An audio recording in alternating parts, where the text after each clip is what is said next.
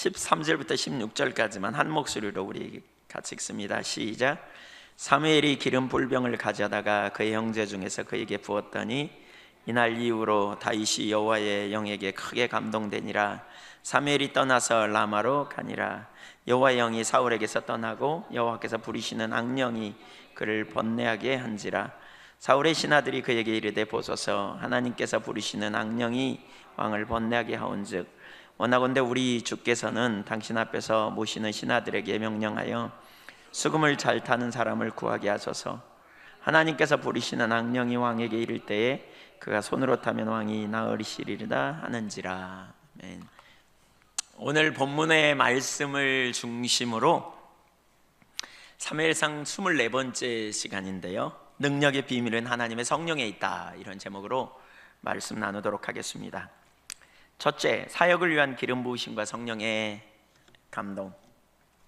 우리가 세상을 사랑할 때, 살아갈 때, 또 주님의 증인으로 살아가고자 할 때 능력이 필요합니다. 능력이 없어서 실패하고요, 능력이 없어서 무력하게 삽니다. 그런데 그 능력의 출처가 어디에 있는지 우리가 잘 모릅니다. 그러니까 말하면 알겠지만 그 전에는 잘 인식하지 못하고 사는 경우가 많습니다.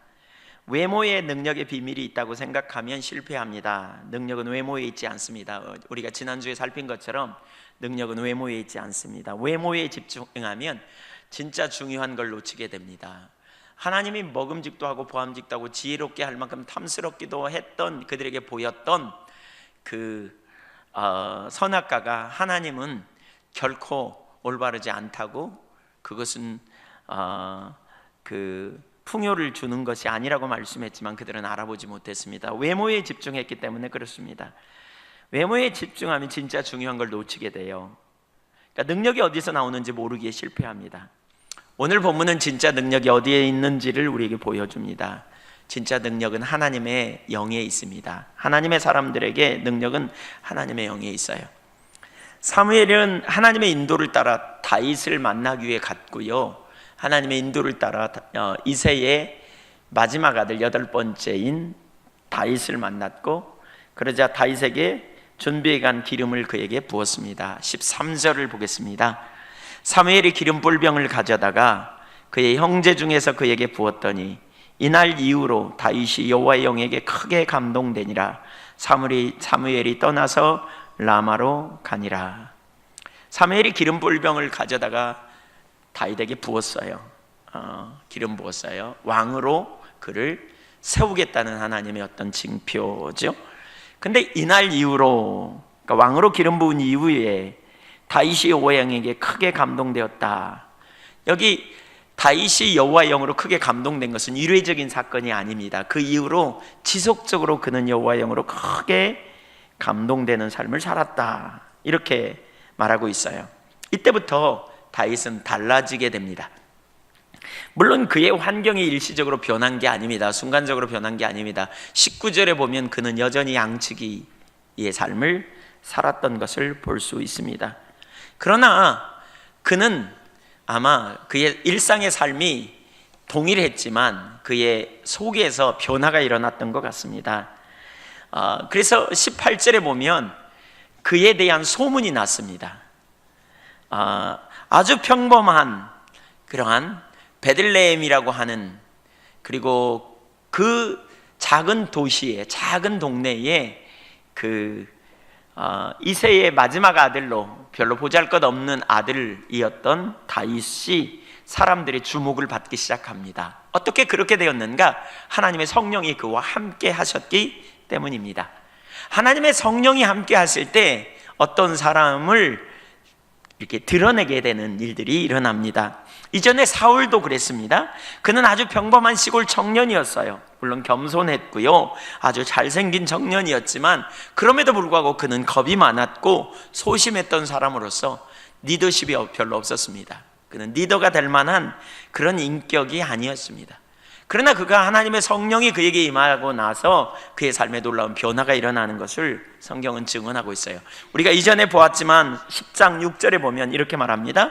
네게는 여호와의 영이 크게 임하리니 너도 그들과 함께 예언을 하고 변하여 새 사람이 되리라.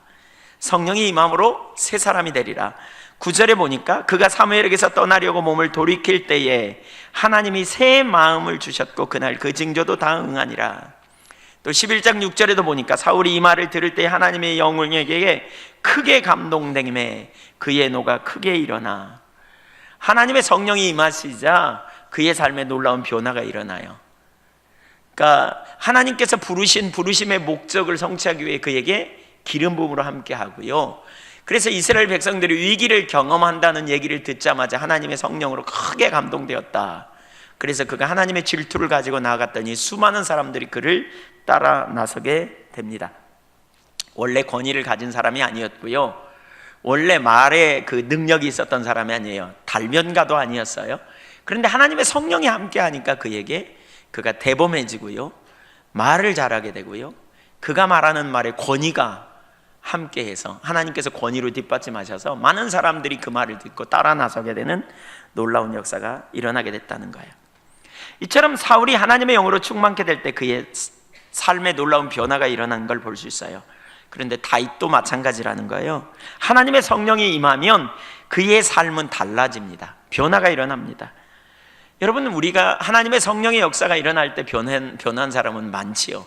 예를 들면 베드로 같은 사람도 계집종에게 앞에서 예수님을 저주까지 하면서 부인했던 그였지만, 그가 사도행전 3장에 보니까 하나님의 성령이 그에게 임하시고 난 이후에 그는 사장의 사내들인 공회원 앞에서 그는 너무나 담대하게 그들을 가르치고 그들을 훈계하고 그들에게 오히려 복음을 전하는 그런 일을 하게 됩니다.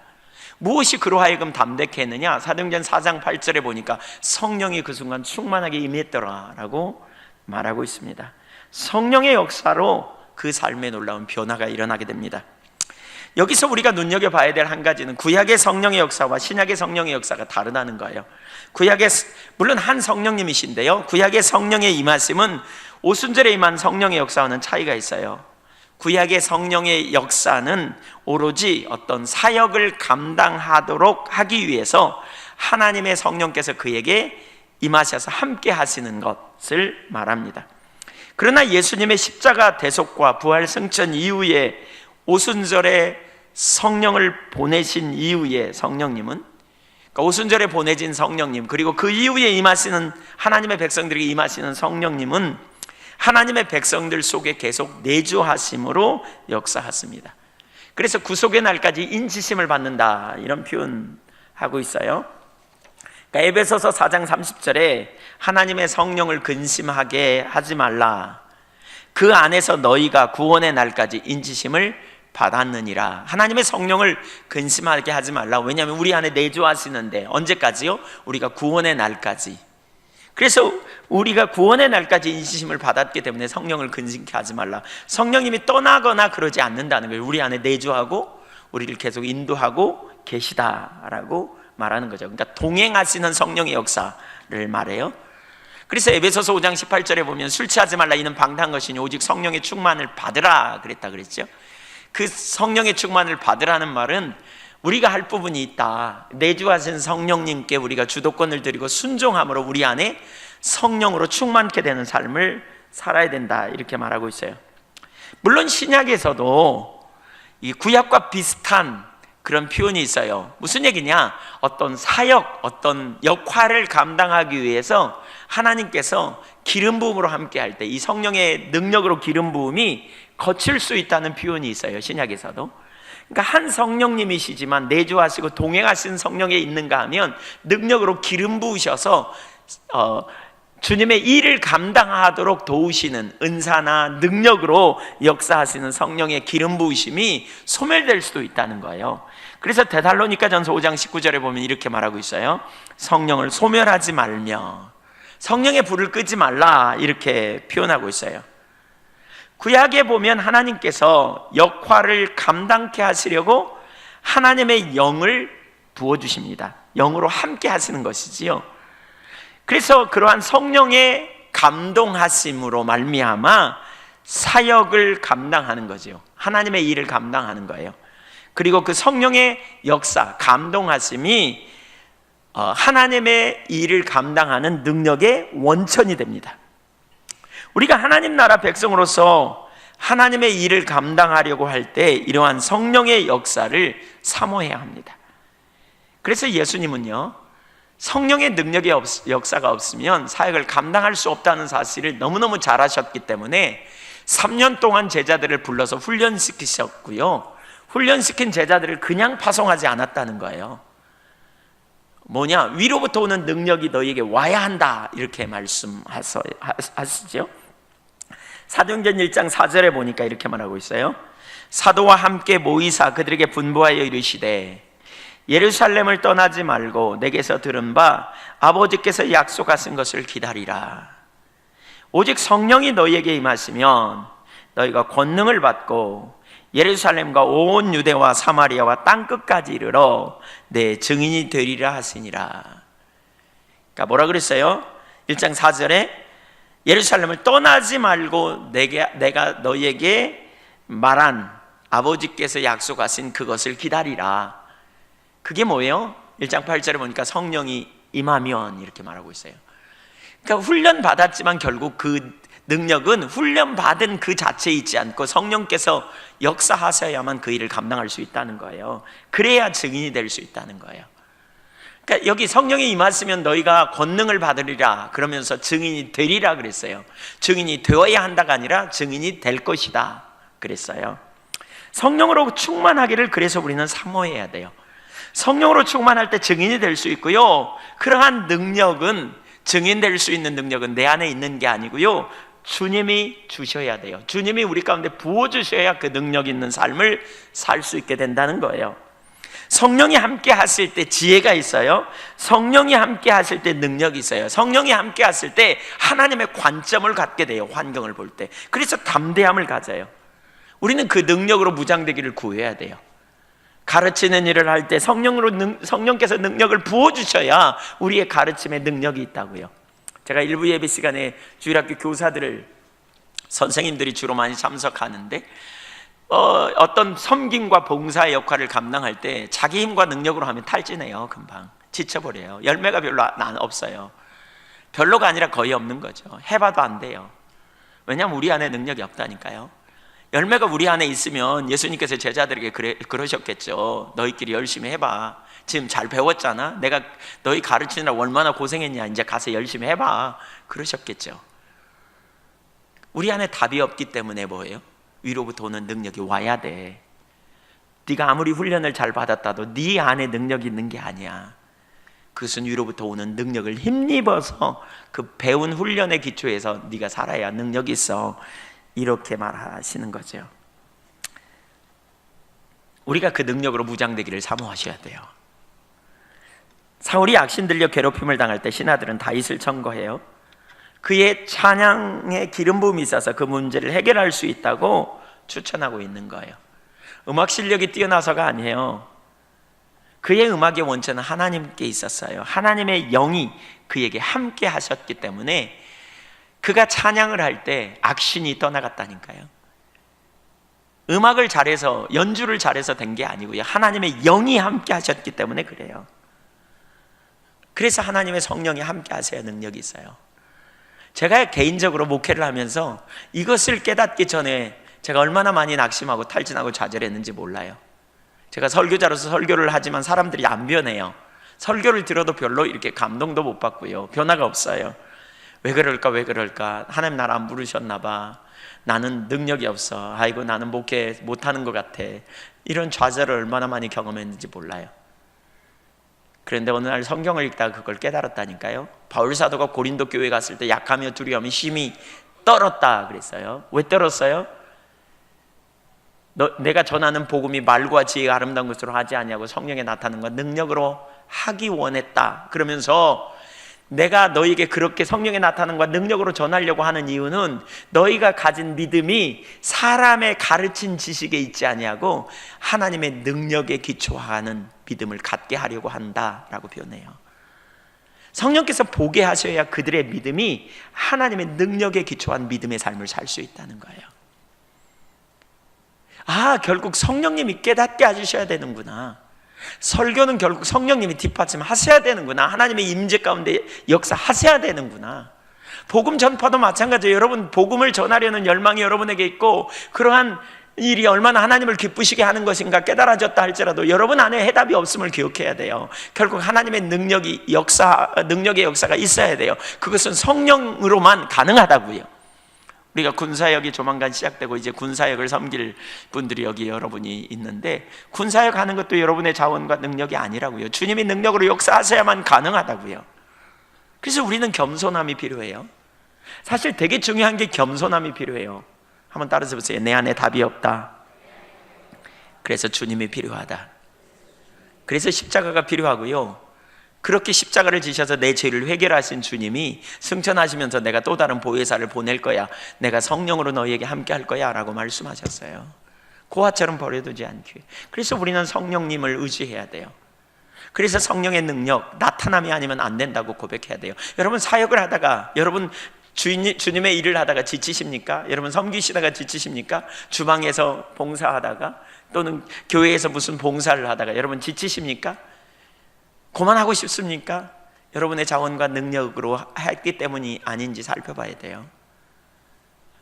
예. 저 개인적으로 제가 설교가 부담되고 어떤 때는 너무 설교하는 게 힘들다. 과거에 제가 그런 생각을 한 적이 있어요. 왜 이런 표현이 있잖아요. 없는 집 제사 돌아오듯이 한다. 예. 너무 자주 돌아와. 없는데 제사 지내려면 돈도 없는데 자꾸 돌아오는 것처럼. 설교가 꼭 그런 기분이었어요. 없는 집 제사 돌아오듯이. 왜 이렇게 설교는 그냥 한 줄이 빨리빨리 가는지. 그것도 뭐 주일 설교만 있습니까? 난 설교만 있습니까? 밤 예배도 있고 수요일 날도 있고 새벽 기도도 있고. 너무너무 부담스러운, 목회자가 설교가 부담스러우면 목회해야 될지 고민해야 되거든요. 뭐가 문제인가 생각해 봤어요.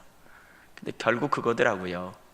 하나님의 함께, 그러니까 하나님의 기름 부으심이 없으면 지쳐요. 탈진해요. 쫓겨요.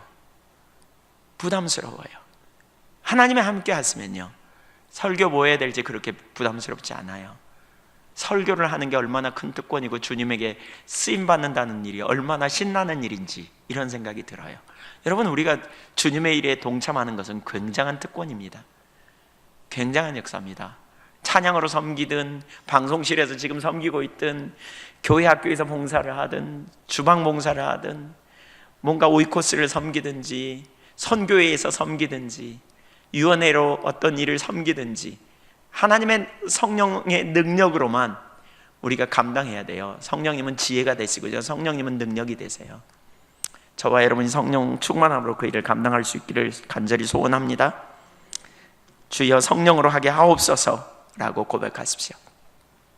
두 번째, 사울의 비극과 하나님의 긍휼. 하나님의 영으로 충만케 된 다윗과 대비되어 사울은 여호와의 영이 떠나고 악령에 의해 괴롭힘을 받게 됩니다. 그 밑에 첫째, 하나님의 성령이 떠나고 악령에 붙들린 사울. 사무엘상 16장 14절, 여호와의 영이 사울에게서 떠나고 여호와께서 부리시는 악령이 그를 번뇌하게 한지라.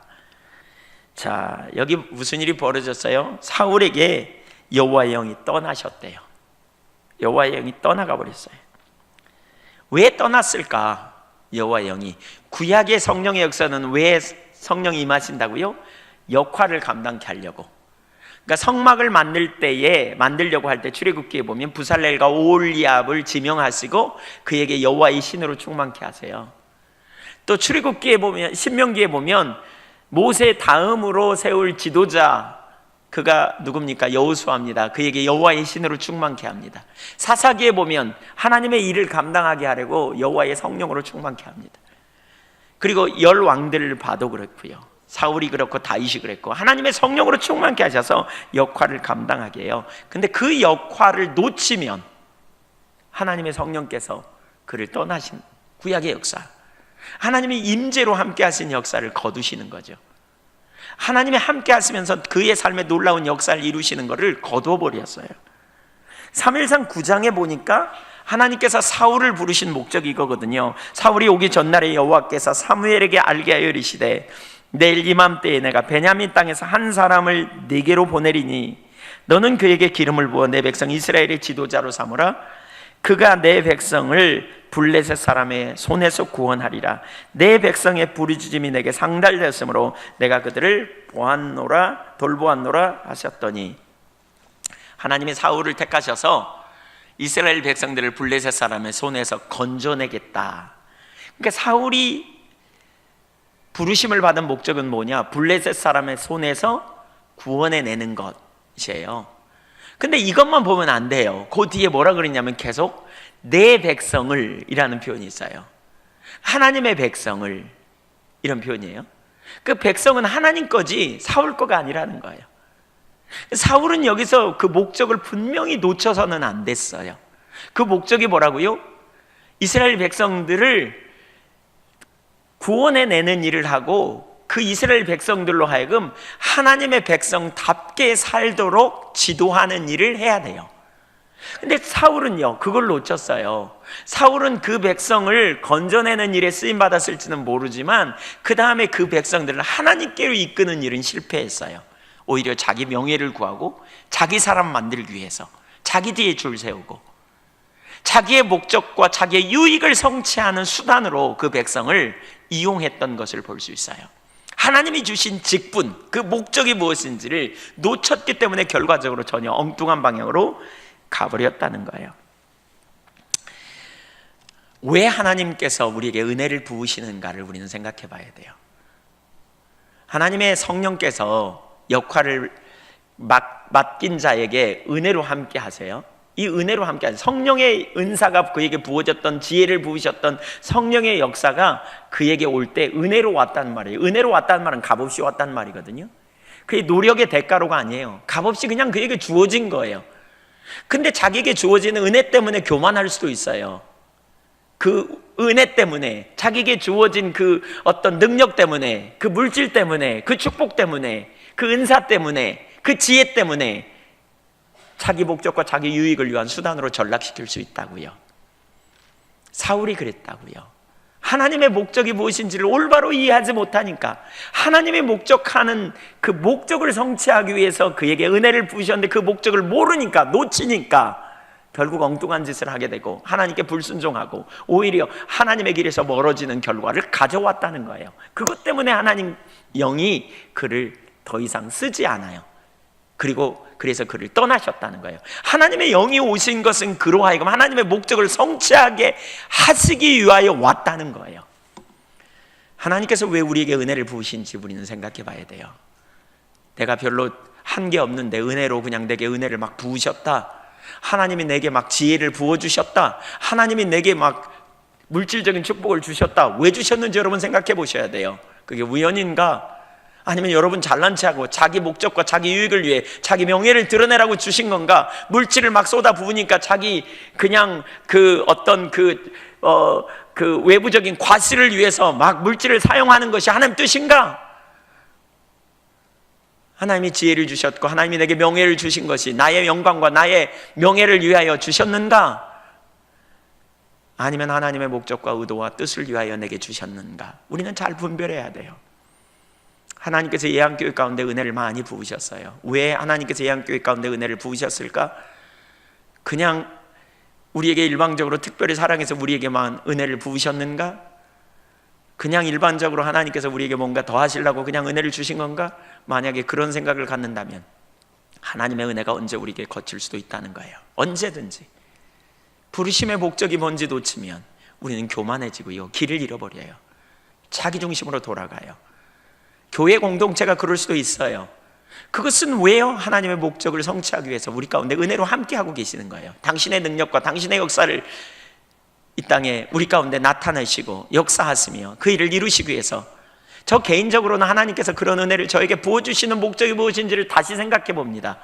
하나님은 어떤 목적과 의도를 가지고 있는지, 부르심의 목적을 따라서 그래서 제 삶을 드리고 제 나머지 삶을 드리되 제가 그 목적을 놓치지 않기를 더 다시 한번 새롭게 다짐하는, 오늘 설교를 준비하면서 그런 다짐하는 시간을 가졌습니다. 하나님 여러분에게 왜 은혜를 부으셨는지 생각해 보십시오. 하나님 여러분에게 축복을 주셨다면 그 축복이 여러분 끼리 잘 먹고 잘 살라고 주신 건지, 그냥 여러분의 어떤 잘됨을 과시하라고 주시는지, 그래서 현재 타는 차로 만족할 수 없어서 더 좋은 차, 더 넓은 평수의 집, 더 좋은 옷으로 치장하고 더 자기를 과시하고 드러내라고 주신 건지, 자기 명예와 자기 만족과 자기 기쁨을 위해서 주신 건지, 아니면 하나님 나라와 영광을 구하고 하나님의 통치를 구하고 하나님의 목적하신 뜻을 이루기 위해 우리에게 주신 건지 우리는 겸손히 우리 자신을 살펴봐야 합니다. 사울이 놓친 게 뭐라고요? 하나님이 그에게 왜 은혜를 주셨는지를 놓쳤어요. 왜 그에게 능력을 부으셨고 왜 그를 왕으로 세웠는지 이걸 놓친 거예요.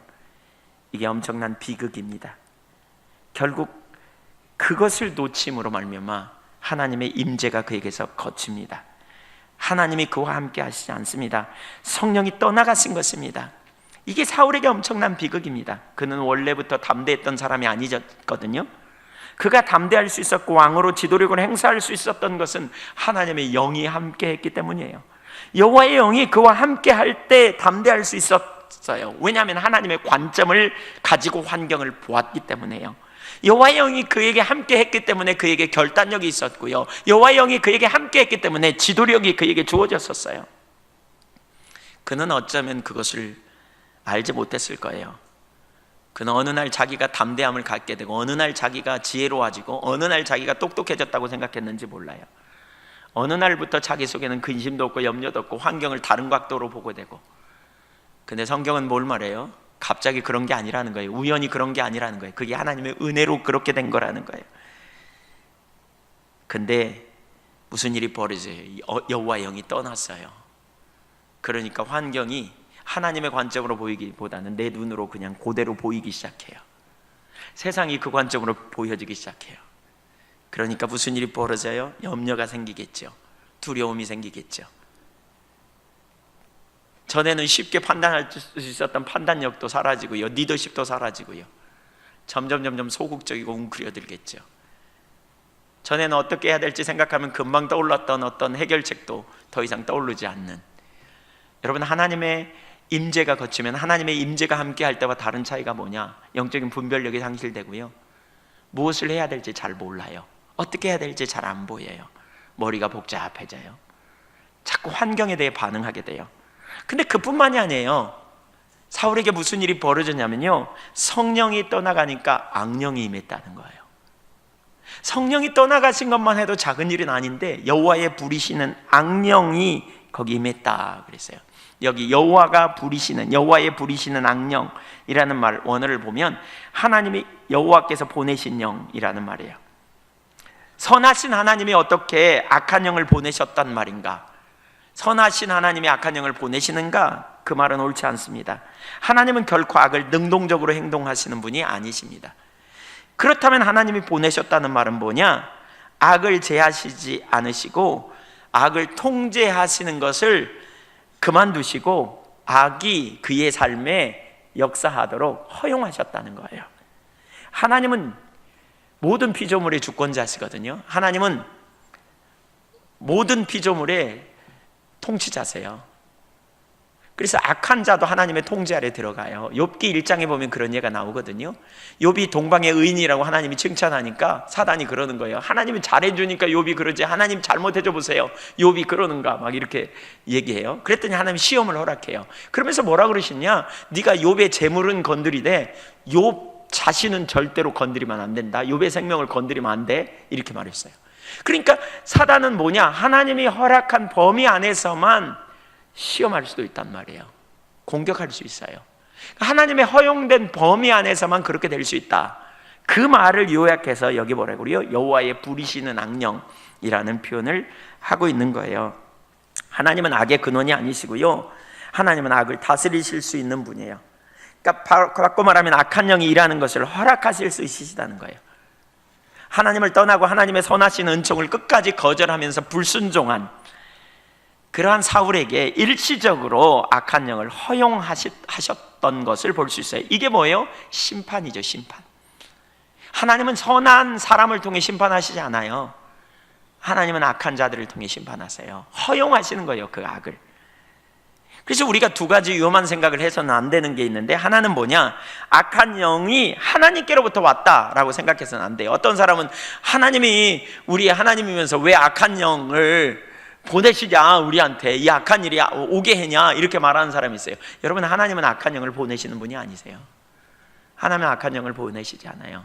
여러분, 하나님의 악한 영을 통제하시기 때문에 우리가 이 땅에서 살지요.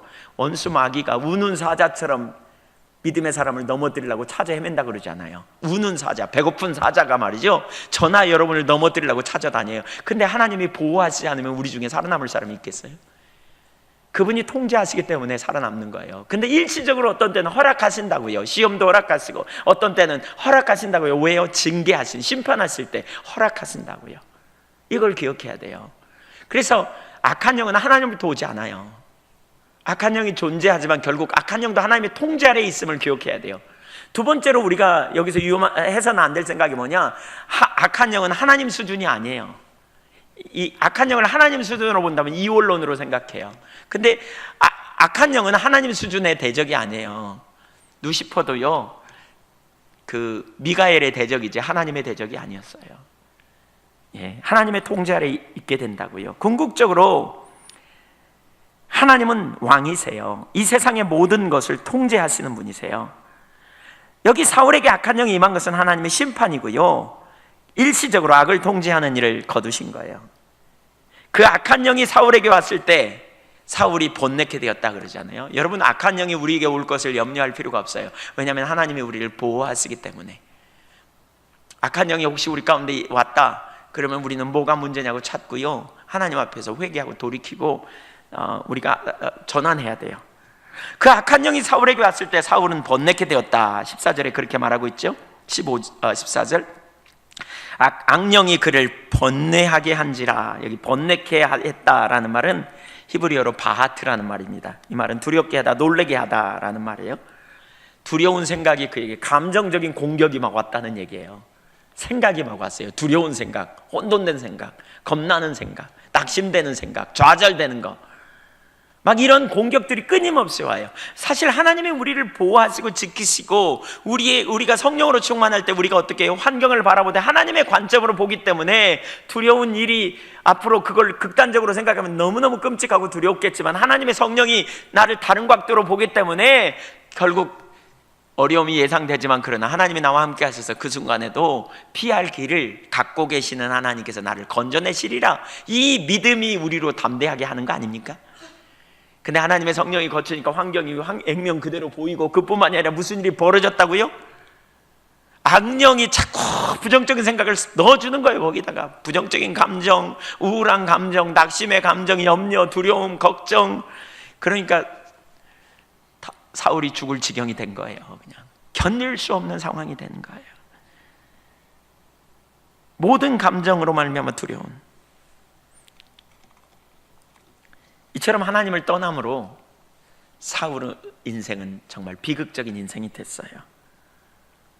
왜 하나님께서 한때 쓰셨던 사울을 이렇게 버리셨을까? 사실 이게 있어요. 많이 받은 자에게는 많이 찾는다, 이런 표현이 있잖아요. 많이 받는 자에게 하나님은 많이 찾으세요. 그를 크게 쓰시기 위해서 하나님이 세우셨지만, 그가 하나님을 떠나게 될 자, 하나님께서 그가 떠난 결국은 어떻게 돼요?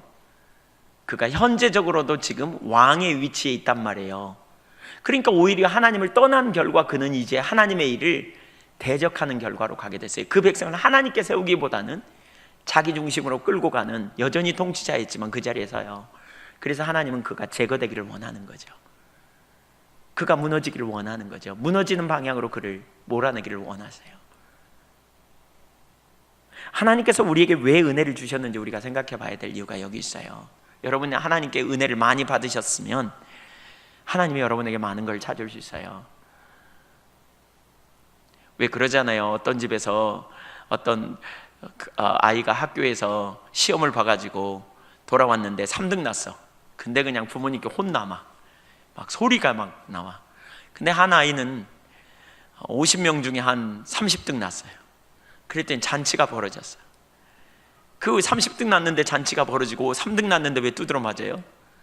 하나는 1등 나다가 맨날 1등 나다가 3등으로 그냥 놀다가 떨어져가지고 혼나는 거고요. 하나는 맨날 50등 하다가 30등 나가고 20명이나 제꼈다고 그냥 부모가 감격해가지고 잔치해 주는 거예요. 많이 받은 자는 많이 찾는다고요. 우리가 주님 앞에서 은혜를 많이 받은, 그분이 값없이 주시는 우리에게 은혜를 주셨다면 특별히 어떠한 역할을 감당하도록 우리에게 주셨다면 그걸 우연으로 여겨서는 안 돼요. 여러분이 많이 받은 자라면 주님이 왜 나에게 은혜를 부으셨는지 겸손히 여러분 자신을 살펴보고요, 그 은혜를, 주신 은혜를 함부로 헛되이 소비하지 않기를 축복합니다. 정말 겸손하게 그 은혜를 통해서 하나님께서 어떤 일을 이루시기 원하는지 우리가 찾고 구하는 자리에 가야 된다니까요. 그걸 통해 어떤 일을 하기 원하시는지. 두 번째 문제의 원인과 처방, 15절을 보겠습니다. 사울의 신하들이, 같이 한번 읽죠. 시작. 사울의 신하들이 그에게 이르되 보소서, 여호와께서 부리시는 악령이 왕을 번뇌하게 하온즉. 사울의 문제는 아주 심각했던 것 같아요. 왜냐하면 신하들이 다 알았어요. 주변 사람들이 다 알았어요. 그래서 신하들이 그 문제의 원인을 얘기하는 거예요. 근데 여기 본문을 잘 보세요. 뭐라고 말했냐면, 보소서, 하나님께서 부리시는 악령이 왕을 괴롭게 하십니다 하고 있습니다. 지금 그렇게 말해요. 원인이 뭐라고요? 누구 때문이라고요? 악령. 바꿔 말하면 이런 얘기예요. 하나님께서 허락하셔서 악령이 와갖고 당신의 삶이 지금 괴로움을 당하고 있습니다, 이렇게 말해요. 그러니까 그들은 원인이 뭔지 정확하게 알았어요. 원인은 뭐냐? 악령 때문이다. 그런데 그 악령은 그냥 온 게 아니다, 하나님이 허락하셨기 때문에 왔다, 이렇게 말하고 있어요. 신하들은 원인이 무엇인지 정확히 알았어요. 근데 문제가 있어요. 여기 원인은 알았는데 처방을 찾지 못한 거예요. 그러니까 여러분이라면 어떻게 하시겠는가 보세요. 하나님을 떠나서 하나님이 허락하신 악령이 와갖고 그의 인생이 괴로워. 그러면 여러분은 뭐라고 처방을 내리실 거예요? 하나님께로 돌아가야 된다, 이렇게 처방을 내려야 돼요. 하나님 찾아야 된다, 뭐가 문제인지 하나님 앞에 원인을 찾아야 된다, 이렇게 말해줘야 돼요. 근데 그렇게 말하지 않고 뭐라 그러냐? 16절에 보니까 이렇게 말하고 있어요. 같이 읽어보죠. 시작. 원하건대 우리 주께서는 당신 앞에서 모시는 신하들에게 명령하여 수금을 잘 타는 사람을 구하게 하소서. 하나님께서 부리시는 악령이 왕에게 이를 때에 그가 손으로 타면 왕이 나으시리이다 하는지라. 누구를 초청하라고요? 수금을 잘 타는 사람. 그래서 수금을 타게 하옵소서. 한마디로 말하면 뭐냐, 여기 음악 치료를 받으라는 거예요. 음악을 통해서, 음악을 들으면 치유가 되는 일이 일어나요. 실제로 음악 치료는 굉장한 효과가 있대요. 근데 여러분, 우리는 보세요, 그 신하는 어쩌면 그랬는지 몰라요. 음악 치료에 효과가 있다는 사실을 알았어. 정신적인 문제에는 음악 치료가 효과가 있다. 그래서 이렇게 말해놓고는 뭐라 그러냐, 처방을 음악 치료에 가세요, 이렇게 말해요. 그러니까 여러분, 우리가 잘 알아야 돼요. 원인을 정확히 알아야 처방을 할 수 있어요. 근데 원인을 알아도 처방을 잘못 내릴 수 있다는 거예요. 오늘날 많은 사람이 그럴 수 있어요. 원인을 알면서도 불구하고 잘못 처방할 수 있어요. 물론 여기 정신적인 문제예요. 정신적인 문제는 병원에 가서 해결해야 돼, 우리가 이렇게 보통 말해요. 저도 그 말에 동의해요. 근데 여러분, 그 정신적인 문제의 이면에 뭐가 있냐? 여기 악령이 있다, 악령. 그러면 어떻게 해야 돼요? 정신과에서만 해결될 문제가 아니라는 거예요. 거기 하나님의 능력이 함께하는 그러한 사람이 함께해야 치유될 수 있는 거죠. 어떤 정신과적인 문제가 있는데 그의 문제가 심리적인 문제라면 음악 치료를 통해 충분히 치유 가능해요. 치유가 되고 매우 도움이 될 거예요. 그런데 여기서 뭐라고 말하냐? 그건 하나님을 떠나서 생긴 문제이고 하나님이 보내신 악령, 허락하신 악령 때문이라는 거예요. 악한 영 때문에.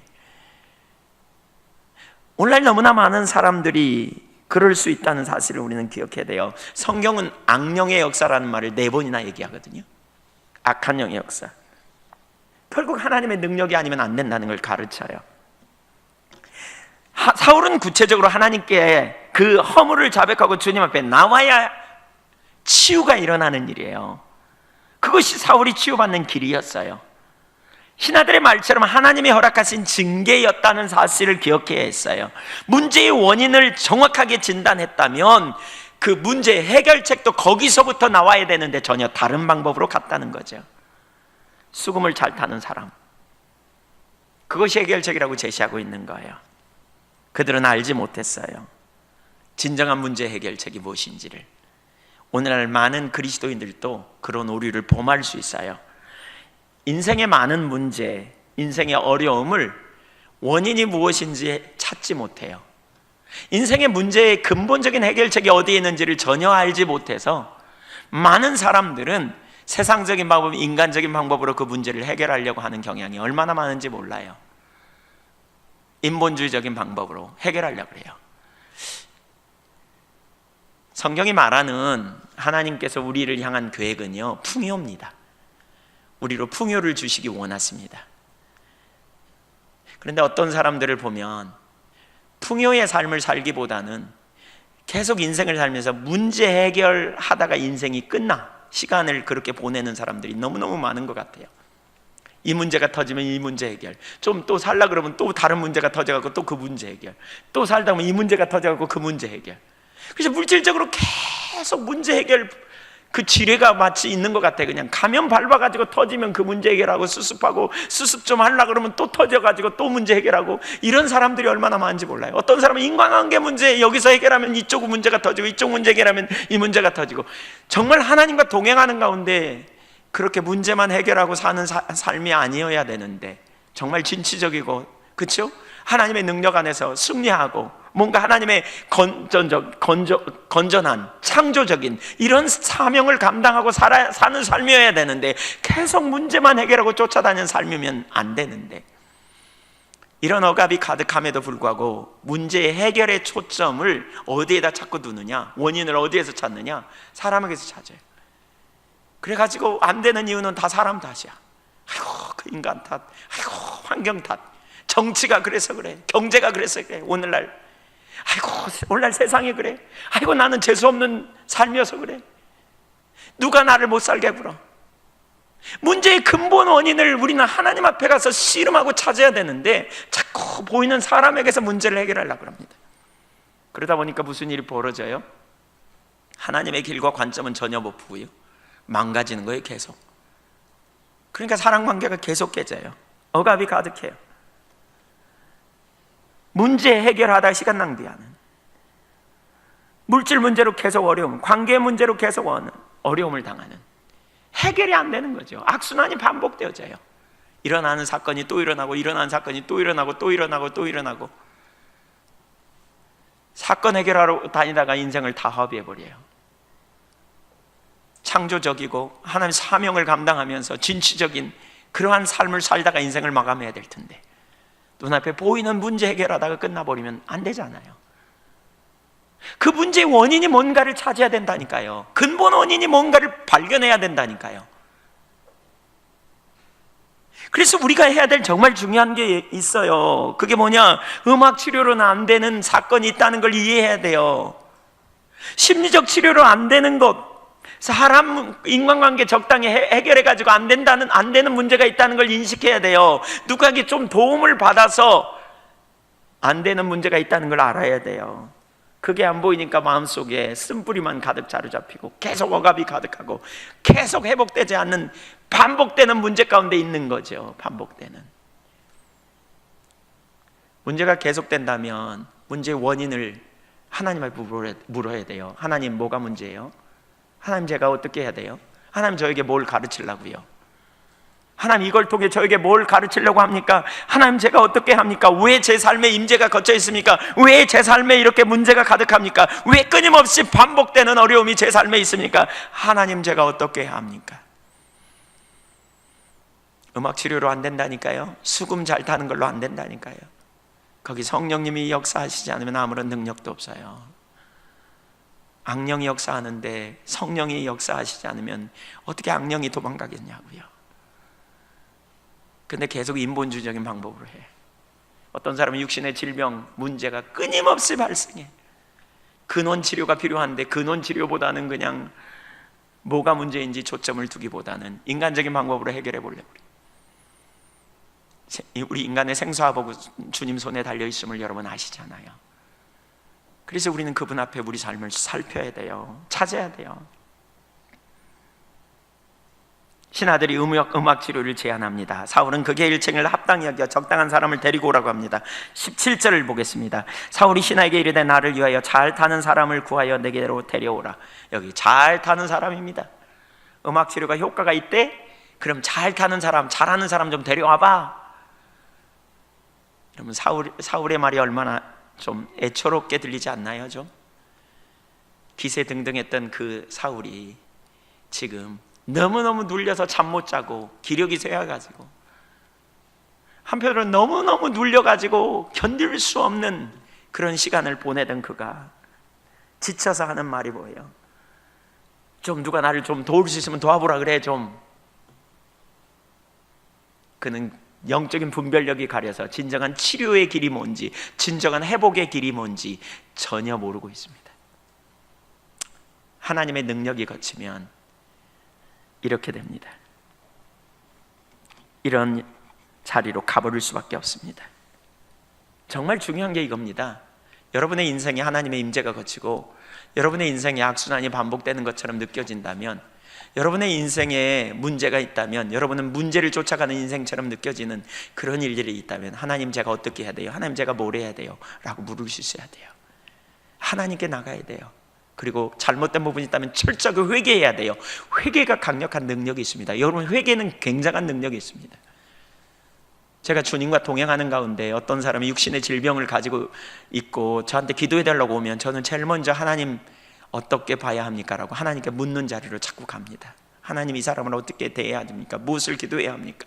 그때 영적인 문제를 깨닫게도 해주시고, 어떤 때는 인간관계를 깨닫게도 해주시고, 그걸 회개하는 순간 놀라운 치유가 일어난 걸 참 많이 경험합니다. 제가 전에 여러분도 많이 보셨겠지만 그런 경험 우리 많이 했잖아요. 회개하는 순간 놀라운 치유가 일어나는 걸 봅니다. 여러분, 우리가 아무리 심하게 하나님을 떠나 잘못했어도 우리가 만일 우리 죄를 진짜 중심에 회개하면 하나님은 미쁘시고 의로우사 우리의 죄를 사하시고 모든 불의에서 우리를 깨끗게 하신다고 약속하고 있지 않아요?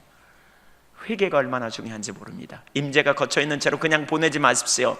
하나님의 임재가 거쳐서 여러분의 속에 생각이 많고 영적인 공격이 심하고 마음에 낙심되고 탈진하는 상태로 그냥 내버려 두지 마십시오. 하나님, 나를 그냥 두지 말라고, 하나님 이대로 두지 말라고, 하나님 저에게 은혜를 베풀어 달라고 하나님을 집중해서 찾고 구하는 믿음의 종들이 되시기를 축복합니다. 미국의 어느 목사님은 그런 표현을 하더라고요. 하나님이 최고 기뻐하는 기도는 하나님 제가 뭐가 문제입니까? 라고 묻는 기도래요. 하나님 제가 뭐가 문제입니까? 이 기도를 하나님은 최고 기뻐하신대요.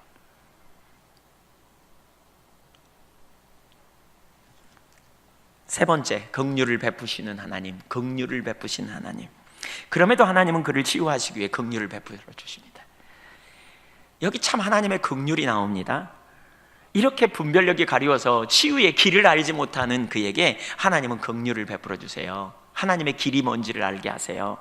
그래서 성령의 능력으로 무장된 다윗을 보내십니다. 깨닫지 못한 사울, 그를 위해 긍휼을 베푸시고요, 그를 치유해 주시기를 원해요.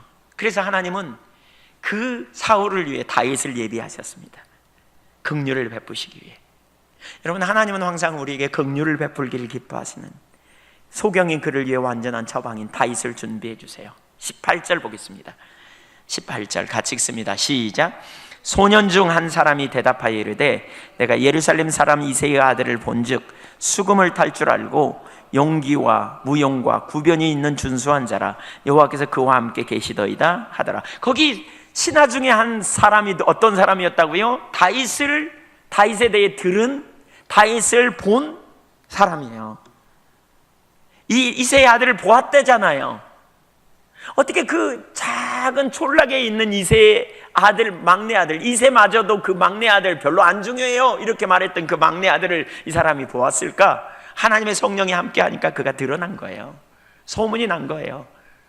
여러분, 우리가 염려할 게 없는 게요, 우리가 감춰져 있다 할지라도 하나님의 영이 함께 하면, 하나님께서 우리를 세우시면 우리가 안 드러날 것 전혀 염려할 게 없어요. 그분은 우리를 아시기 때문에, 그분은 능력이시기 때문에, 그분이 그분의 때에 정확하게 그를 드러내시는 거죠. 그 소년을 통해, 이 한 신하를 통해 하나님께서 기가 막히게 그를 인도해 내시잖아요. 여기 용기라는 단어가 있죠. 용기가 있다. 그 말은 문자적으로 능력 있는 용사라는 뜻이에요. 그래서 킹제임스 버전은 그렇게 번역하고 있고요. 또 거기 무용이라는 말은 전사라는 말입니다. 전쟁에서 있는 사람. RSV나 킹제임스 버전은 A man of war라고 표현하고 있습니다. 또 구변이 있다. 이 말은 매사에 분별력 있는 이 말입니다. 말을 신중하고 현명하게 하는 그런 의미입니다.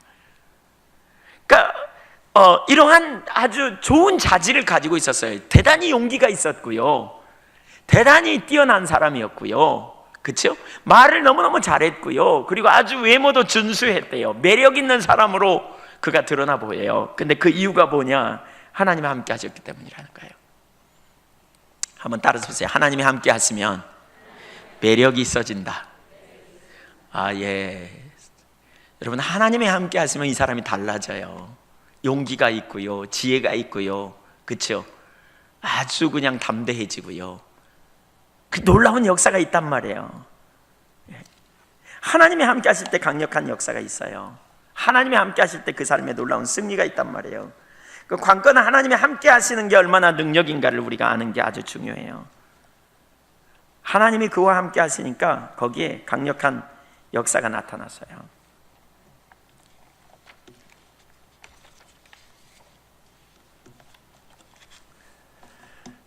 다윗은 하나님의 영으로 충만했고, 그래서 소문이 난 거죠. 하나님의 임재가 얼마나 중요한지 몰라요. 중요한 건 그거예요. 우리의 삶에 하나님이 함께 하시면 능력이 있어요. 그리고 그가 함께 하여 그가 갔더니, 수금을 탔더니 무슨 일이 벌어져요? 23절에 보니까 악령이 떠나갔어요. 악령이 떠나갔어요. 사울은 잘못된 판단과 처방을 가지고 있었지만, 그러나 하나님은 완전한 긍휼로 완전한 처방을 준비해 두신 거죠. 하나님의 능력이 그의 비밀이에요. 어쩌면 사울은 그걸 잘 못 깨달을 수도 있어요. 왜요? 사울은 수금을 잘 타는 사람을 원했거든요. 사울이 생각할 때 수금 진짜 잘 탄다, 수금 타니까 이렇게 시원하게 치유가 되네, 이랬을지 몰라요. 그러나 그 비밀은 어디에 있어요? 하나님의 능력에 있어요. 하나님의 성령에 있어요. 성령님이 그와 함께 하실 때 역사가 나타난 거지, 그가 스스로 그렇게 된 게 아니에요. 다윗은 그 비밀을 알았습니다. 그래서 사도행전 17장에 보니까, 나중에 우리 다음 주에 보겠지만, 거기 보면 이렇게 말합니다. 그 골리앗을 향해 나갈 때 그가 뭐라 그러냐면 이렇게 말해요. 다윗이 이르되 여호와께서 나를 사자의 발톱과 곰의 발톱에서 건져내셨은즉 나를 이 블레셋 사람의 손에서도 건져내시리이다. 뭐라고요? 누가 건져냈다고요? 여호와께서 건져내셨다. 사자와 곰의 발톱에서 나를 건지신 분은 여호와시다. 내가 원래 좀 한 능력 하잖아요. 이렇게 말하고 있지 않아요. 내가 원래 좀 한 지혜 하거든요. 내가 원래 힘이 세고요, 내가 원래 재능이 있고요, 이렇게 말하고 있지 않아요. 여호와께서 나를 그렇게 세우셨습니다 라고 고백해요. 다윗은 그걸 알았어요. 자기 안에 능력의 비밀은 주님이시다. 여러분, 우리 안에 능력이 있다면 그것은 주님의 능력이에요. 그 능력이 우리 가운데 있기를 간절히 소원합니다. 하나님이 함께 하시면 감출 수가 없어요. 저 같은 경우도 과거에 그런 경험 되게 많이 했어요. 여러분 중에 어떤 분은 그럴 거예요. 하나님이 여러분에게 약속을 주셨고 하나님께서 여러분을 인도하실 것을 신뢰하는데 지금은 감춰진 것 같아. 개인적으로도 저에게 하나님께서 놀라운 약속을 많이 주셨는데, 과거에. 근데 제가 그걸 기다리면서 시간을 보내는데 지치더라고요. 정말 하나님이 나를 기억이나 하나? 하나님 날 잊어버리신 거 아니야? 그래서 제가 지구본을 사놨다니까요. 지구본을 팽팽 돌리면서 전라남도 화순군 도곡면 축정리 산 15-1번지, 제가 거기가 제가 섬기던 교회 주소거든요. 핀 하나 갖고 찝으려고 그래도 안 찝어져. 그러니까 이런 생각이 낙심이 되면서, 하나님이 나 같은 거 기억이 나겠어? 그러니까 낙심되고 좌절돼요. 근데 하나님은 여러분 모르시는 분이 아니에요. 그리고 그분은 아무리 여러분이 감춰져 있어도요, 누군가가 여러분을 아무리 쌈에서 감춰놔도요, 그분이 함께 하시면 드러날 수밖에 없다고요. 그분이 함께 하시면 능지 못함이 없어요. 그분은 신실하시고요, 능력이 하나님이신 걸 기억하세요. 우리 안에 능력이 있지 않아요. 그리고 하나님 약한 자를 들어 그렇게 강한 자를 부끄럽게 하시는 능력이 하나님이세요.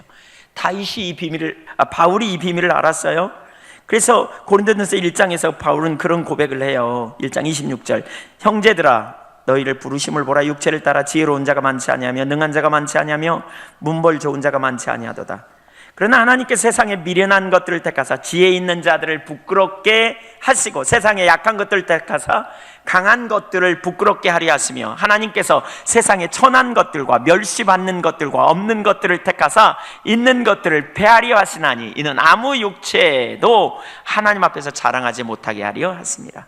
지혜로운 자, 능력 있는 자 다 없다. 다 패하셨다. 천한 사람, 멸시받는 사람, 가난한 사람, 약한 사람을 택하셔서 그들에게 능력으로 함께 하셔서 그들을 쓰신다는 거예요. 왜요? 자랑하지 못하게 하려고. 한마디로 말하면 네 안에 능력이 있는 게 아니야. 주의 성령이 임하셔서 역사하시면 그러한 일이 이루어지는 거야 라고 말하는 거예요. 주님이 함께 하실 때 이런 역사가 있어요. 그러면서 고린도전서 1장 30절에 그렇게 말해요. 너희는 하나님께로 나서 그리스도 예수 안에 있고 예수는 하나님께로부터 나와서 우리에게 지혜와 의로움과 거룩함과 구원함이 되셨으니 예수님이 나의 지혜요, 예수님이 나의 의로움이요, 예수님이 나의 구원함이라는 거예요. 그분 안에 능력이 있다는 거예요. 그분이 곧 저와 여러분의 능력이라고요. 그분이. 하나님은 긍휼로 저와 여러분을 세우셔서 이 땅의 악한 자들을 돕도록 우리를 일으키시고 계세요. 주의 백성들을 그렇게 일으키신다고요. 그런 자들에게 성령으로 충만케 무장케 하셔서 열방을 섬기도록 하나님이 일으켜 세우시는 그러한 일을 하신다고요. 왜요? 그 일을 통해서 하나님 나라를 넓히고 하나님의 영광을 드러내시려고. 저와 여러분이 그 자리에 있기를 간절히 원합니다. 자신이 능력을 가졌는지 무슨 능력을 가졌는지 초점 두지 마세요. 우리 안에는 원래 답이 없어요. 그래서 하나님의 아들이 오셨고요. 그분이 능력이세요. 그분의 능력을 기대하세요. 하나님이 하시고자 할 때 그분의 능력을 통해서 역사하세요. 여러분이 누군가를 섬긴다고 한다면 여러분의 능력으로가 아니고요, 그분의 능력이 함께 하셔야만 능력이 있어요. 그래서 우리는 우리 자신을 보는 일을 그만둬야 돼요. 사울은 비극을 경험합니다. 그는 하나님 영이 떠났습니다. 그리고 악령이 그에게 임했습니다. 그는 얼마나 핍절한 삶을 살았을지 생각해 보십시오. 잘 나가던 삶, 그는 이제 너무 비극적인 삶으로 떨어졌습니다. 그에게 베푸신 하나님의 은혜가 무엇인지 그가 망각하고 목적이 무엇인지 망각하니까 결국 하나님의 성령이 그를 떠나신 거고 악령이 그에게 임한 것입니다. 이럴 때 아주 중요한 것은 누군가가 그 원인을 잘 찾아줘야 합니다. 본인 스스로 원인을 찾을 수 있으면 좋겠지만 최소한 옆에 사람이라도, 최소한 여러분이 아내나 남편이라면 동역자라도 그 사람의 원인을 제대로 말해줄 수 있어야 돼요. 인간적으로 원인을 찾으려고 하면 음악치료사를 찾으면 안 돼요. 음악치료사 매우 귀해요. 그러나 음악치료로 될 게 있고 안 될 문제가 있어요. 이 문제는 음악치료로 해야 될 일이 아니에요. 여러분의 인생에 수많은 문제가 있는데 여전히 음악치료사를 찾고 있지 않은가요? 어떤 사람이 나를 조금만 도와주면 잘 될 거라는 생각을 갖지 않으나요? 반복되는 억압과 문제 속에서 조금만 누군가가 여러분을 도우면 될 거라고 생각하나요? 근데도 안 되고 있나요? 헛바퀴 돌듯이 계속. 왜 그런 줄 아세요? 문제의 원인을 하나님께 가서 찾으세요. 그리고 하나님 앞에 비춰진 대로 회개하고 돌이켜야 될 부분이 아닌지 살펴보셔야 돼요. 거기에 해답이 있는지. 그럼에도 불구하고 긍휼의 하나님께서 사울에게 은혜를 부으신 것처럼 저와 여러분에게 그런 은혜를 부으실 수 있다면 얼마나 좋겠는가. 그러나 무엇보다 문제가 있다면 원인을 하나님 앞에서 씨름하고 찾아야 돼요. 저는 우리 한교회 지체들 가운데 너무나 많은, 그러니까 꽤 많은 분들이 정말 많은 문제 속에서 악순환이 반복되는 모습을 보면서 어떻게 도울 수 있을지라는 생각을 참 많이 합니다. 이 문제가 터지면 또 이 문제가 해결할 쯤 되면 이 문제가 또 터지고, 이 문제 해결하려고 그러면 이 문제가 또 터지고, 그래서 계속 인생의 문제 해결하다가 그냥 끝나는 거예요. 자녀 문제, 남편 문제, 또 가정 문제, 뭐 배우자 문제, 인과관계 문제, 물질 문제, 끊임없이 문제 해결하다가 끝나는 인생이 아니라 정말 하나님과 동행하며 창의적인 그런 능력 있는 삶을 살아야 되지 않겠습니까? 여러분이 그 자리에 있다면 뭐가 문제인지 오늘 찾으세요. 아멘. 하나님 긍휼에 풍성하세요. 그렇게 안 해도 긍휼을 사울에게 베푸셨는데 그렇게 하시면 얼마나 긍휼을 빨리 베푸시겠어요. 그렇게 안 하시는데도 안 하는 사울을 그럼에도 불구하고 은혜로 그 다윗을 보내주셔서 그를 치유하시기를 원하시는데, 우리가 그렇게 찾아 나서면 하나님께서 얼마나 빨리 우리의 문제를 하나님께서 우리에게 긍휼과 자비로 올바로 인도하시고 치유해 주시겠느냐고요. 주님을 찾고 구하세요. 주님, 세월을 더 이상 허비하고 싶지 않아요. 더 이상 낭비하고 싶지 않아요. 하나님 저를 붙들어 주세요. 하나님 저를 이대로 내버려 두지 마세요. 하나님 제 인생에 뭐가 문제인지 알게 해주세요. 하나님의 임재가 거친 채로, 하나님의 임재가 거친 줄도 모르고 뭐가 문제인지도 모르고 자기에게 오는 문제를 인본주의적으로 해결해 보려고 하지 말고요, 주님 앞에 가서 찾으세요. 하나님은 여러분의 생사를 주관하시고 머리털 하나까지 세심 받으신 분이에요. 하나님이 허락하지 않으면 악령이 우리 가운데 역사할 수 없다고요. 그럼에도 불구하고 악령이 역사하고 끊임없이 문제가 있고 끊임없이 고통이 있다면 하나님 앞에 가서 그 문제를 해결하셔야 된다니까요. 하나님은 능력으로 그러한 역사를 이루실 거라고요. 마지막 세 번째, 하나님의 섭리를 이해한 다윗의 자세. 16절 19절 보겠습니다. 사울이 이에 전령들을 이새에게 보내어 이르되 양치는 내 아들 다윗을 내게로 보내라 하매, 여기 보십시오. 참 기가 막힌 일이 벌어집니다. 저는 지난 시간에 우리 앞부분을 보면서 사무엘이 기름을 부었습니다. 그리고 사무엘은 어떻게 했다고요? 라마로 갔어요. 13절에 보니까 라마로 갔어요. 돌아갔어요. 사무엘의 실제적인 사역은 여기서 끝났습니다. 아니, 사무엘이 기름을 부었으면 다윗이 잘 모르는데 좀 가르치기도 하고, 좀 그렇죠? 너 어떻게 하면 왕 될 수 있어? 이런 길도 좀 가르치고 그러면 좋잖아요. 근데 딱 기름 붓고 가버렸어요. 사무엘도 왕궁에 들어가는 길을 가르치지 않고 떠나버렸어요. 사울은 그냥 혼자 버려져 있어요. 그러니까 사울은 그 다음에 뭐예요? 다윗은 그 다음에 뭐예요? 양치기로 가요. 양치로 그냥 들어가서 여전히 양쳐요. 한번 생각해 보세요. 그는 어쩌면 사무엘이 자기에게 기름 부으면서 한 말의 의미를 그가 이해 못한 바보가 아니잖아요. 차기에 네가 왕이 될 거야. 그러면 내가 언제 왕 되지? 하나님 나를 언제 왕 삼을까? 이런 생각하지 않았겠어요? 그런데 왕 될 가능성, 기미가 하나도 안 보여요. 뭐 좀 이렇게 정계에 진출도 하고 말이죠. 그렇죠? 사람들의 눈에 드러나기도 하고 말이죠. 뭔가 좀 나타나야 왕 될 가능성이 있지. 그 시골에 누가 나를 기억해? 우리 부모님도 나를 잘 모르는데 그는 어쩌면 시골에서 감춰져 있는 존재예요. 그런데 하나님의 섭리는 기가 막히죠. 사울이 악신이 들렸고 그가 비참한 모습을 가질 때 누군가에 의해 처방을 내렸고 수금을 잘 타는 사람. 사실 제가 보니까 다윗은 수금을 잘 탔는지는 모르겠어요. 18절에 보면 다윗에 대해서 뭐라고 말하고 있냐면, 그는 수금을 타고, 그렇게 말하고 있어요. 그냥 수금을 타는 사람이고 이렇게 표현해요. 잘 타고 이런 표현이 없어요. 그냥 수금을 타는 사람이에요. 그리고 별로 상관없는 말을 많이 해요. 18절에 보니까 그는 용모가 준수하고 그는 용기가 있고 그는 전사고 그리고 하나님이 함께 하시더이다, 이렇게 말해요. 그러니까 이 마지막 신하는 뭐예요? 올바른 처방을 사실 제시한 사람이라고 할 수 있는데, 그러니까 하나님이 함께 하시기 때문에 다윗에게 그러한 역사가 있었던 것을 이렇게 말하는 거죠. 그래서 결국 어떻게 해요? 사울이 다윗을 불러오라고 그러잖아요. 그 과정 하나하나 중에 한 가지만 어긋났어도 다윗이 왕궁에 들어갈 수 없었어요. 사울이 그럴 거예요. 걔 말고 수금 잘 타는 애 데려와, 이랬으면 어긋났어요. 또 이새가 안 돼요. 우리 막내 아들은요 양치기 해야 돼요. 이러면 어긋났어요. 근데 다 됐다니까요. 그래가지고 쫙 왕궁으로 들어가요. 이게 하나님의 섭리예요. 여러분, 하나님이 말씀하시면요 감춰져 있어도 기어이 하나님은 찾아내요. 하나님의 유도탄은 어디서든지 적용이 돼요. 그분이 말씀하시면 반드시 그분의 일을 이루세요.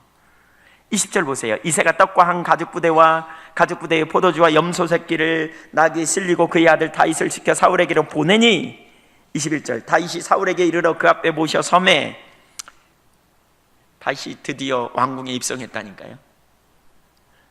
왕이 되려면 왕궁에서 훈련도 좀 받고 그래야 되지 않겠어요? 어떻게 왕 노릇하는지. 그리고 사람들의 눈에 좀 띄어야 되지 않겠어요? 정치적으로 그래야 뭔가 되지 않겠어요?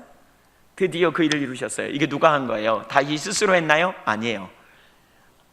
하나님이 하셨어요. 사무엘이 했나요? 정치적 입김을 넣어가지고 사무엘이 했나요? 아니에요. 하나님이 하셨어요. 여러분, 이걸 우리는 봐야 돼요. 한번 따라해주세요. 하나님이 말씀하시면 하나님이 세우신다. 하나님의 섭리, 그것은 완전해요. 우리는 그 하나님의 섭리를 기억해야 돼요. 하나님의 말씀하시면 그분의 방법으로, 그분의 때에, 그분의 일을 반드시 이루세요. 인간적으로는 전혀 불가능해요. 그 일이 성취될 가능성이 없어 보여요. 그럼에도 불구하고 기가 막히게 하나님께서 그 일을 이루셔요. 너무너무 놀랍지 않아요? 22절 보세요. 또 다윗이 사울이 이새에게 사람을 보내어 이르되 원하건대 다윗을 내 앞에 모셔 서게 하라. 그가 내게 은총을 얻었느니라 하니라. 여기 참 재미난 표현이 있어요. 저는 이 구절을 보면서 참 재미나요. 사울이 뭐라 그러냐면 이새에게 그러는 거예요. 그를 내게로 보내라. 그가 내게 은총을 입었다. 그러니까 사울이 다윗에게 은총을 베풀어서 다윗이 자기 옆에 오게 됐다, 이렇게 말해요. 예. 근데 가만히 생각해 보세요. 그러니까 자기를 그러니까 다윗을 부른 것은 사울은 자기라고 생각해요. 그 별로 쓸데없는, 별로 영양가 없는 비리비리한 그를, 양치기 하던 그를 내가 택해서 내 옆에 세워놓으면 넌 특혜를 받은 거지, 내가 너에게 큰 은총을 베푼 거야, 이렇게 말해요. 근데 하나님의 관점으로 볼까요? 이 사건을 다윗이 거기 와가지고 악신에게서부터 자유케 된다니까요. 사울이 악신으로부터 건짐을 받아요. 그러면 사울이 은총을 베푼 겁니까? 다윗이 은총을 베푼 겁니까? 다윗이 하나님의 통로였지만 은총을 베푼 거예요, 사울에게. 사울은 그걸 몰랐어요. 그래서 자기가 은총을 베풀었다, 이렇게 표현해요. 사실은요, 자기가 한 게 아니에요. 하나님이 그를 거기 섭리 가운데 보내셨고요, 보내신 그것을 통해 하나님의 긍휼이 다윗을 통해 나타나게 되며 결과적으로는 사울이 은총을 받은 거죠. 본문의 전체 내용을 보면 누가 은총의 통로였는가를 우리가 알 수 있어요. 23절, 하나님께서 부리시는 악령이 사울에게 이를 때에 다윗이 수금을 들고 와서 손으로 탄즉 사울이 상쾌하게 낫고 악령이 그에게서 떠나더라. 여기 상쾌하다는 말은 편안해졌단 말이에요. 그의 심령이 편안해졌어요. 치유가 일어나면 이런 일이 벌어져요. 아주 평안함과 안식이요. 이게 하나님의 섭리, 놀라운 섭리가 여기 나타나요. 우리는 이 하나님의 섭리를 알게 될 때에 배워야 될 아주 중요한 한 가지가 있는데, 중요할 게 있는데, 그게 뭐냐? 스스로 자신을 세우려 해서는 안 된다는 거예요. 우리가 하나님의 섭리를 안다면요, 자기를 스스로 세우려 해서는 안 된다는 거예요. 다윗은 하나님의 섭리를 이해했기에 자신을 스스로 세우려 하지 않았어요. 스스로 간 것이 아니에요. 노력해서 간 게 아니에요. 사람들에게 그렇게 말하지 않았어요. 내가 왕 삼았어, 하나님이 나를 기름 부었어, 내가 사무엘에게 기름 부음 받았어, 너네는 모르지? 내가 그때 사무엘 온 거 기억나? 그때 내가 기름 부음 받았어, 그러니까 내가 왕이야, 이렇게 떠들고 다니지도 않았어요. 만약에 그렇게 떠들고 다녔다면 그가 왕궁에 들어갈 수 있었겠어요? 절대 못 들어가죠. 어쩌면 역적으로 몰려서 그는 죽었을지도 몰라요. 그는 스스로 세우려고 하지 않았어요. 사울에게 악한 영이 들렸고 괴롭힘을 당하는 모습을 보면서 결국 추천을 받아서 그는 간 거예요. 다윗이 한 일은 그냥 단순히 순종했을 뿐이에요. 그래서 왕궁에 들어가요. 심지어 사무엘도 다윗을 왕궁으로 인도하기 위해 어떤 노력도 하지 않았어요. 다만 순종해요. 기름 부으면서 그에게 하나님의 계획을 전했을 뿐이고 하나님의 당신의 능력으로 그 일을 이루신 거예요. 여러분, 우리가 하나님 앞에서 그분의 약속을 받거나 그분의 어떤 계획을 우리가 받는다면 우리는 그분 앞에 겸손해야 돼요. 우리를 세우시는 분도 그분이시고요, 우리를 허물 수 있는 능력도 그분에게 있어요. 우리가 아무리 감춰져 있어도 그분은 우리를 찾아내신다니까요. 그리고 그분의 때에 그분의 방법으로 우리를 세우실 수 있는 분이시라니까요. 스스로 세우려고 하는 노력을 우리는 내려야 돼요. 하나님은 선하시고 완전하셔서 그분의 방법으로 우리를 세우실 수 있는 분이심을 우리가 기억해야 돼요. 다윗은 자기 자신을 부각시키지 않았어요. 세우려 하지 않았어요. 그가 하나님에 의해 기름 부음을 받을 때 무슨 의미인지 몰랐기 때문에 가만히 있었던 것도 아니에요. 그는 하나님의 때를 기다렸던 것이죠. 다윗처럼 하나님께서 그를 찾아 인도하시고 세우실 것을 신뢰하는 그 믿음이 우리 가운데 필요해요. 무엇보다 그의 이 헌신은요, 굉장히 겸손한 헌신이었던 것 같아요. 그는 겸손한 자였어요. 그래서요, 사실 한번 생각해 보세요. 자기가 자기를 스스로 세우려고 했다면 사울이 죽어야 자기가 왕 되거든요. 그러니까 사울이 악신으로 힘들 때 더군다나 뭐라 그랬냐면 21절에 보니까 무기를, 20절에 보니까 무기를 그에게 주었어요. 무기든 자로 삼았다니까요. 너무너무 사랑했고 무기, 신임이 두터웠어요. 신임을 얻는 과정에서도 보면 그가 겸손했기 때문에, 자기가 겸손히 그를 섬겼기 때문에 신임이 두터웠을 거고요. 또 무기를 들었을 정도로 맡겼다니까요. 그렇기 때문에 만약에 그가 스스로 자기를 세우려고 했다면 사울을 어쩌면 죽일 수도 있었을 거예요. 근데 다윗은 그렇게 하지 않았어요. 왜요? 하나님의 때가 완전함을 알았기 때문에. 여러분 자신을 스스로 세우려고 하지 마세요. 하나님이 여러분에게 어떤 목적을 주셨는데 그것을 스스로 이루려고 하지 마세요. 따라서 보세요. 주님의 때가 완전하다. 제가 교회를 성장시키기 위해서 전에는 그런 일도 많이 했었어요. 인본주의적으로 어떤 사람이 방문하면 그 사람 옆에 가가지고 그냥 친해지려고 그러고, 그리고 잘해줘가지고 어떻게든지 예한교회 등록해 하려고 제가 그런 짓도 많이 했어요. 죄송합니다. 많이 해서. 근데요, 지내놓고 보니까 그게 하나도 도움이 안 되더라고요. 지내놓고 보니까 그게 결국은 저에게 엄청난 어려움으로 오더라고요. 인본주의는 도움이 안 된다. 내가 나 자신을 세우려고 인본주의적으로 얼르고 달래서 어떻게 해보려고 그러고, 사람과 잘 관계 맺어가지고 그 사람을 내 사람 만들어서 내 뒤에 줄 세워가지고 뭔가 해보려고 하는 이런 시도를 우리도 모르게 할 수 있거든요. 근데 그건 쥐약이에요. 절대 도움이 안 돼요. 그래서 우리는 하나님을 신뢰해야 돼요. 하나님 완전하세요. 그리고 그분이 말씀하시는 그분의 때에 이루세요. 제가 지내놓고 보면 저는 항상 급했고요, 제 아내가 저한테 왜 그렇게 급하냐고 자꾸 그래요. 제 아내는 느슨했거든요. 저는 조급해요. 빨리 안 된다고 낙심하고 좌절하고. 그러다 보면 인본주의로 가요. 하나님만 세울 수 있어요. 하나님이 말씀하셨다면 그분의 때에 그분이 하실 거다. 이걸 기억하시기를 바랍니다. 정말 마지막으로 한 가지만 살피면, 다윗은 섬기는 종이었어요. 그러니까 참 중요하더라고요. 하나님 나라 지도자는 섬기는 왕이 될 것을 말해요. 다윗이 기름 부음 받은 이후에 15년 후에 진짜 왕이 돼요. 약 15년, 10년에서 15년이라 그러는데 그 과정이 훈련의 연속이었어요. 그런데 그가 왕으로서 기름 부음 받은 다음에 공식적인 일을 감당하는 첫 번째 일이 뭐냐? 나쁜 왕을 섬기는 일이었어요. 나쁜 왕 사울. 예수님이 이 세상에 오셨지만 종으로 사셨어요. 그러니까 그래서 하나님 나라에서 섬김과, 따라서 섬김과 통치는 하나다. 그러니까 우리는 이런 생각을 해요. 섬기면 언젠가 높아져서 내가 통치할 걸, 이렇게 생각해요. 근데 그게 아니에요. 하나님 나라의 법칙은요, 섬김이 곧 통치하는 거예요.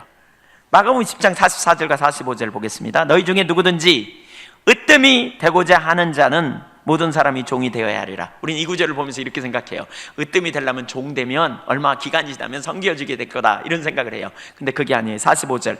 인자가 온 것은 섬김을 받으려 함이 아니라 도리어 섬기려 하고 자기 목숨을 많은 사람의 대속물로 주려 함이니라. 누구든지 으뜸이 되고자 하면, 종 되는 기간을 잘 넘기면 섬기는 자가 돼, 이 말이 아니라니까요. 하나님의 나라는 뭐냐? 섬김이고 통치예요. 종되는 자리가 곧 으뜸되는 자리라는 말이에요. 섬기는 자리가 가장 높은 자리라는 말이에요. 섬김으로 다른 사람을 통치해, 다스려. 이 땅에 왕으로 오셨지만 종으로 섬기는 예수님의 모습을 볼 수 있잖아요. 언제나 섬기는 자가 으뜸이에요. 조금만 더 참으면 이제 으뜸이 되는 자리가 온다, 이런 생각은 세상적인 가치관이에요. 끝까지 섬기는 자리가 으뜸이에요. 그래서 다윗이 처음 왕으로 부름받은 이후에 그가 한 첫 번째 일은 뭐냐? 나쁜 왕을 섬기는 일이었어요. 사울을 섬기는. 그게 빚어지는 일이었기도 하지만 다른 한편으로는 철저히 섬기는 일이었어요. 섬기도록, 섬김을 배우게 하는 거예요. 제가 지내놓고 보니까 저도 똑같은 일이 있었더라고요. 제가 이번 설교 준비하면서 그걸 봤는데 저에게 정말 힘든 일이 많았거든요. 처음 목회 시작하면서 정말 어려운 권위자에게. 근데 철저히 섬기도록 하나님께서 저를 인도하셨던 것 같아요. 물론 성질도 되고 그랬지만 그때 다윗은 참 겸손하게 섬겼거든요. 그가 사울을 판단하고 사울을 이 인간 잘 되나 봐라 이런 생각으로 섬겼다면 그의 인정을 받았겠어요. 물론 17장, 18장에 보면 사울이 다윗을 죽이려고 두 번이나 막 창도 던지고 그러잖아요. 막. 근데 그는 겸손하게 끝까지 겸손하게 섬겨요. 그래서 사울의 큰 사랑을 받게 되죠. 스스로 세우려고 섬김을 합당하게 여기지 않았더라면 이런 일이 있을 수 없었을 거예요. 다윗은 사울의 인정을 받고 축복을 받았어요. 이건 우리에게 중요한 의미를 줘요. 우리도 우리의 삶에 악령이 들린 사울이 있을 수 있어요. 내가 섬기는 가정에 악한 영의 괴롭힘을 당해가지고 주변 사람들을 괴롭게 하는 그런 사울 같은 사람이 있을 수도 있어요. 내가 다니는 직장에도 그런 사람이 있을 수 있어요. 내 이웃 가운데 그런 사람이 있을 수도 있어요. 도저히 섬길 수 없는 것과 같은 사울. 그런데 하나님께서 나에게 성령으로 충만케 하시고 그 사울을 섬기라고 보냈음을 받았다면 하나님은 우리로 먼저 그러한 섬김의 삶을 살게 하신다는 사실을 기억해야 돼요. 성령 충만한 주님의 자녀들인 주님의 교회가 악한 영에 붙들려 있는 세상을 돌보는 일이 있어야 된다는 거예요. 그래서 세상이 교회를 좋아하고 교회를 사랑하여 자기들의 문제가 뭔지 자기들의 무기를 맡길 수 있는 그런 일이 일어나야 된다는 거예요. 진정한 다윗의 섬김이 사울을 감동시켰고요. 사울이 물러가야 자기가 왕 된다는 사실을 알았지만 그럼에도 불구하고 그는 스스로를 세우려지 하지 않고 하나님께서 하셔야 됨을 알았기 때문에 기쁨으로 섬겼어요. 그의 섬김은 결코 헛것이 아니었다는 거예요. 그것이 곧 하나님 앞에 영광 돌리는 일이었고 하나님을 기쁘시게 하는 일이었고 결국 그 섬김 가운데서 하나님께서 그를 더 많은 이스라엘 백성들을 섬기게 하는 리더로 그를 세우시는 것을 우리는 볼 수 있어요. 그는 리더가 돼서도 끝까지 그 이스라엘 백성들을 자기 뒤에 줄 세우는 게 아니고 하나님 뒤에 세우는, 하나님께 연결시키는 그런 사람으로 그의 인생을 마감했던 걸 볼 수 있어요. 다윗은 하나님의 마음에 합한 사람이라는 말을 들었잖아요. 그는 스스로 자기를 세우려고 하지 않았어요. 그리고 그는 섬김이 진정한 통치라는 것을 그의 왕으로서의 첫 번째 사역을 통해서 배운 진리예요. 저와 여러분이 그 자리에 있어야 돼요. 우리가 이 땅에서 은혜를 많이 받았고 하나님께서 우리로 다스리도록 은혜를 부으셨다면, 우리로 성령으로 충만케 하셨다면 우리는 섬기는 자리에 기꺼이 가야 돼요. 못 섬기겠다고, 그만 포기하고 싶다고 말하지 마세요. 정말 쉽지 않고 어렵지만 어떻게 섬겨야 될지 주님의 지혜를 구하고 주님의 능력으로 섬길 수 있는 여러분이 되시기를 축복합니다. 때로는 부담감이 됩니다. 때로는 아픕니다. 때로는 정말 힘듭니다. 어쩌면 이번 추석 명절에 만날 여러분의 부모님들이 사울과 같이 섬겨야 될 분들인지 모릅니다. 형제들이 그럴 분들인지 모릅니다. 이웃들이 그럴 분들인지 모릅니다. 그 전에 성령으로 충만케 돼서 기꺼이 섬김으로 말미암아 그들을 통해서 하나님 나라가 넓혀지고 하나님 뜻이 이루어지는 그러한 믿음의 종들이 되시기를 간절히 축복합니다. 기도하겠습니다.